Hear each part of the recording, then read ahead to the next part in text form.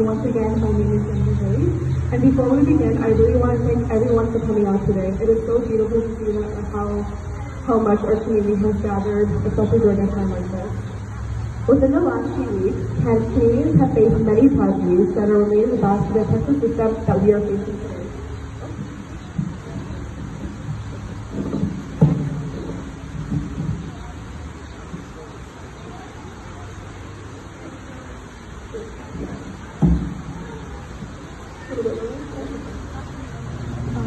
So within the last few weeks, Canadians have faced better tragedies that are related to the oppressive system that we are attempting to dismantle today. We face this in Toulouse, where the bodies of 216 residential school kids were found in British Columbia.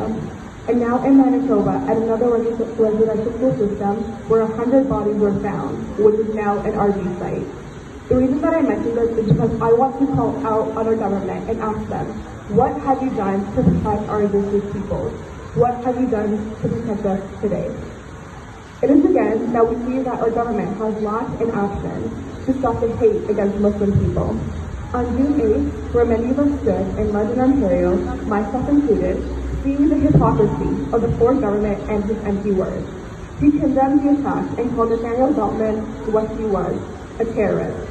And it was with that, in front of us, he did that. In front of us, he preached that racism would not be tolerated in Canada today. You know what he did after? MPP Missy Hunter introduced a motion on Islamophobia to ensure that this has no support here in Canada, that we will not stop to let racism ruin us today. It is the Conservative government that blocked his motion. You, Doug Ford, you and your government are hypocrites.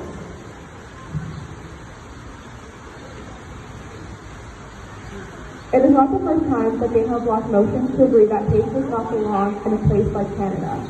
Motion 103 is just another example of music. Although this motion was passed due to the hard work of MP College, it was blocked by Quoc and 86 members of Parliament, including the leader of the opposition himself, Leader Aaron O'Toole. Shame on you, Mr. O'Toole. You should be very disappointed in yourself. But this was not the first time, again, as Muslims, but as Canadians, we were attacked. There was the cultural barbaric line, which created the infamous snitch line, which was endorsed by our very own former MP, Chris Alexander. He believed that the niqab and the hijab did not belong in citizenship ceremonies, saying that we need to stand up for our Canadian values. You want to know what I think a Canadian value is? Section 2 of our Charter, the fundamental freedoms of conscience and religion.